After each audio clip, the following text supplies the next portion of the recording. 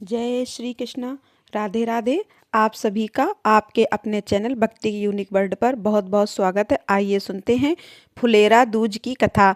इस बार फुलेरा दूज का पर्व 19 फरवरी 2026 दिन गुरुवार को पड़ा है। हिंदू धर्म में फुलेरा दूज का बड़ा ही विशेष महत्व माना गया है। फाल्गुन मास शुक्ल पक्ष की द्वितीया तिथि के दिन फुलेरा दूज का पर्व मनाया जाता है। इस दिन विशेष प्रकार से व्रत धारण करने के जो भी भक्त राधा और कृष्ण की युगल मूर्ति की पूजा आराधना करते हैं, इससे भगवान श्री कृष्ण और राधा रानी का विशेष कृपा प्राप्त होता है। फुलेरा दूज को इसे अभूज मुहूर्त के रूप में जाना जाता है। इस दिन कोई भी शुभ कार्य बिना मुहूर्त के किया जा सकता है। विवाह, सगाई, गृह प्रवेश जैसे कई कार्य इस दिन बहुत ही शुभ माने जाते हैं। इस दिन पूजा करने से प्रेम, सुख और वैवाहिक जीवन में मधुरता आती है। भगवान श्री कृष्ण की कृपा से आप सभी प्रकार के विघ्न दूर होते हैं। इस दिन फूलों के साथ जो कि होली खेलने की परंपरा है। होली की शुरुआत जो कि फुलेरा दूज से ही मानी गई है। इस दिन भगवान श्री कृष्ण और राधा रानी ने फूलों से होली खेली थी।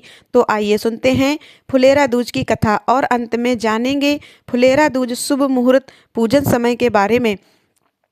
आज आप सुनेंगे फुलेरा दूज से जुड़ी हुई दो कथाएं। कथा के अनुसार प्राचीन समय की बात है। वृंदावन में बसंत ऋतु का आगमन हो चुका था।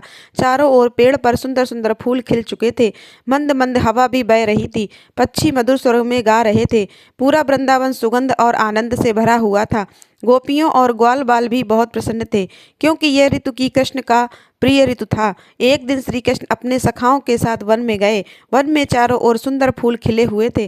गुलाब, कमल, चमेली, मोगरा और अनेक प्रकार के सुगंधित पुष्प भी खिले हुए थे। श्री कृष्ण ने उन फूलों को देखा और उनके मन में एक सुंदर लीला करने का विचार आया। उन्होंने अपने हाथों से फूल तोड़े और लेकर राधा रानी के पास पहुंच गए। राधा रानी अपनी सखियों के साथ बैठी हुई थी। श्री कृष्ण धीरे धीरे उनके पास पहुंचे और अचानक फूलों की वर्षा कर दी। राधा रानी बड़ी आश्चर्यचकित हो गईं और फिर मुस्कुराने लगीं। उन्होंने भी पुष्प उठाए और भगवान श्री कृष्ण पर डाल दिए। यह देखकर सभी गोपियां भी प्रसन्न हो गईं और फूलों की होली इस प्रकार खेलने लगे। पूरा वृंदावन फूलों में बढ़ गया। चारों ओर प्रेम, आनंद और भक्ति का वातावरण बन गया। इस अद्भुत लीला को देखने के लिए स्वर्ग से देवता भी आए। देवताओं ने भी पुष्पों की वर्षा की और श्री कृष्ण की स्तुति करने लगे। पूरा वातावरण दिव्य हो गया। तब श्री कृष्ण ने प्रसन्न होकर कहा, जो भी भक्त इस दिन श्रद्धा और प्रेम से हमारी पूजा करेगा, उसके जीवन में कभी दुख नहीं आएगा। उसके घर में प्रेम, सुख और समृद्धि बनी रहेगी। और फिर राधा रानी ने भी भक्तों को आशीर्वाद दिया। वह दिन फुलेरा दूज का दिन माना जाता है। अन्य कथा के अनुसार एक बार की बात है, भगवान श्री कृष्ण अत्यंत व्यस्त थे और कई दिनों तक वृंदावन नहीं पहुंच सके। राधा रानी उनसे मिलने के लिए व्याकुल हो उठी थी। श्री कृष्ण ने के न आने से राधा रानी बहुत दुखी हो गईं। उन्होंने दुखी देखकर ग्वाल बाल और सखियां भी चिंतित हो उठीं। राधा रानी के उदास होने से वृंदावन के पेड़ पौधे और फूल भी मुरझाने लगे। जब यह समाचार भगवान श्री कृष्ण को प्राप्त हुआ, तब वे तुरंत वृंदावन आए। जैसे ही राधा रानी ने श्री कृष्ण को देखा, वे प्रसन्न हो गईं। उनके मुस्कुराते ही वृंदावन के सूखे पेड़ पौधे फिर से हरे भरे हो गए। उस समय श्री कृष्ण ने प्रेम पूर्वक फूल तोड़कर राधा रानी पर बरसाना शुरू कर दिया।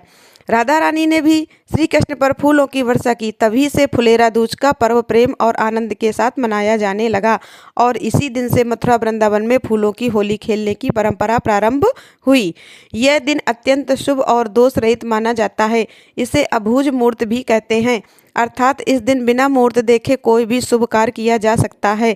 सर्दियों में विवाह हेतु यह अंतिम शुभ दिन भी माने जाते हैं। मथुरा, वृंदावन और अन्य कृष्ण मंदिर में इस 3 मंदिरों को सुंदर फूलों से सजाया जाता है और भक्तजन फूलों से होली खेलते हैं और राधा कृष्ण के प्रेम का उत्सव मनाते हैं। इस दिन विशेष प्रकार के शाम के समय में श्री राधा कृष्ण का पूजन करना चाहिए। शाम को स्वच्छ वस्त्र धारण करके भगवान श्री कृष्ण और राधा रानी को जो कि नए वस्त्र पहनाने चाहिए। फूलों की माला और अनेक प्रकार के पुष्पों से उन्हें सजाना चाहिए। गंध, पुष्प, धूप, दीप आदि से इनका पूरे विधि विधान के साथ पूजन करना चाहिए। माखन, मिश्री का और अनेक प्रकार के नैवेद्य आदि का भोग भगवान को लगाना चाहिए। सफ़ेद मिठाई का भोग लगाना चाहिए। अनेक प्रकार के कथाओं का श्रवण करना चाहिए। भगवान श्री कृष्ण, राधा रानी के स्तोत्र, चालीसा, मंत्र आदि का पाठ यह श्रवण करना चाहिए। विशेष प्रकार से इस दिन कृष्णाष्टमक या राधाष्टकम आदि का पाठ या श्रवण करें। तो बड़ा ही पुण्य फलदायी माना गया है। इस बार फुलेरा दूज का व्रत जो कि 19 फरवरी 2026 दिन गुरुवार को पड़ा है। फाल्गुन मास शुक्ल पक्ष की द्वितीया तिथि प्रारंभ समय 18 फरवरी 2026 दिन बुधवार शाम 4:59 और द्वितीया तिथि की जो समाप्ति है वह 19 फरवरी 2026 दिन गुरुवार शाम 4:01 पे द्वितीया तिथि को की समाप्ति है। तो सूर्योदय वापनी के अनुसार इस बार 19 फरवरी 2026 दिन गुरुवार को फुलेरा दूज का व्रत धारण किया जाएगा। 19 फरवरी को ब्रह्म मुहूर्त का समय सुबह 4:56 से सुबह 5:44 तक रहेगा। सूर्योदय का समय सुबह 6:30, सूर्यास्त समय का 5:55 पर होगा। राहु काल का समय दोपहर 1:37, दोपहर 3 बजे तक रहेगा। राहु काल समय के दौरान कोई भी शुभ कार्य या नया कार्य नहीं करना चाहिए। इस बात का ध्यान रखें। प्रातःकाल पूजा का शुभ मुहूर्त सुबह 6:29 से सुबह 7:55 तक होगा। अभिजीत मुहूर्त का समय सुबह 11:50 से दोपहर 12:34 तक होगा। शाम को पूजा का शुभ मुहूर्त शाम 5:54 से शाम 7:28 तक होगा। इस दिन शुभ चौघड़िया मुहूर्त के अनुसार पूजन का समय जो कि सबसे पहले सुबह में शुभ नामक चौघड़िया मुहूर्त सुबह 6:29 से सुबह 7:55 तक, उसके बाद चर और लाभ नामक शुभ चौघड़िया मुहूर्त सुबह 10:46 से दोपहर 1:36 तक, उसके बाद फिर शुभ मुहूर्त अमृत और चरण नामक शुभ चौघड़िया मुहूर्त शाम 4:28 से रात्रि 9:03 तक होगा। इस दिन योग सिद्धि होगा रात्रि 8:43 तक। उसके बाद श्राद्ध होगा, योग होगा, नक्षत्र जो कि पूर्वा भाद्रपद होगा रात्रि 8:52 तक। उसके बाद उत्तरा भाद्रपद नक्षत्र होगा। इस दिन विशेष प्रकार से शाम के समय में राधा और कृष्ण की पूजा करनी चाहिए। उन्हें विशेष करके उनका फूलों से श्रृंगार करना चाहिए। फिर अनेक प्रकार के गंध पुष्प धूप दीप आदि के पूजन करना चाहिए। अनेक प्रकार के नैवेद्य आदि का भोग लगाना चाहिए। माखन मिश्री का भोग लगाना चाहिए।